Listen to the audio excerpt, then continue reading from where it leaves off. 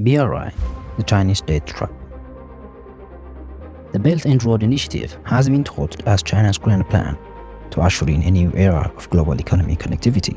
Launched in 2013, this ambitious project spanning more than 80 countries aims to build a network of infrastructure, including highways, railways, ports and pipelines to link China to the rest of the world. However, the BRI has faced criticisms for the opaque financing mechanism, lack of transparency, and allegations of creating debt traps for developing countries.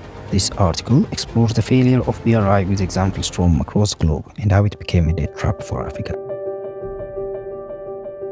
The BRI has become a centerpiece of Chinese foreign policy under President Xi Jinping's leadership.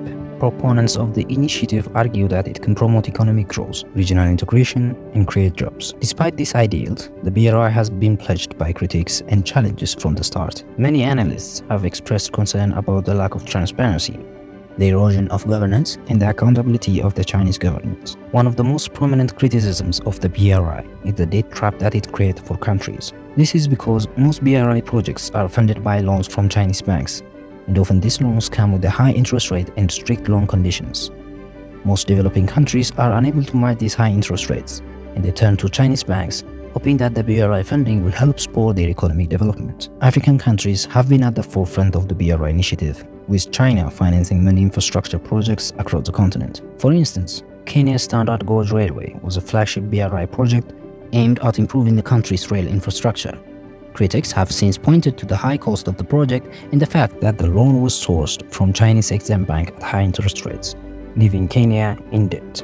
In Zambia, the Chinese-owned copper mines became a debt trap for the government, leading to a default on payments. The failure of the Hambantota Port project in Sri Lanka is another example of how the BRI can become a debt trap for developing countries. The project was funded by China on a low basis but remained commercially unviable, leaving Sri Lanka in debt. In 2017, the Sri Lankan government leased out the port to China for 99 years as a debt settlement arrangement. In Pakistan, the China-Pakistan Economic Corridor is one of the flagship BRI projects. The project aims to improve Pakistan's infrastructure by building highways, railways and energy projects from Gwadar port in southwestern Pakistan to China's northwestern city of Kashgar. Critics suggest that the cost of this project is exorbitant and Pakistan has been left in debt to China. The BRI also risks trapping countries into unsustainable economic models, leading to a long-term debt burden. Most developing countries simply do not have the revenue base or the resource needed to service these loans, leaving them stuck in debt trap.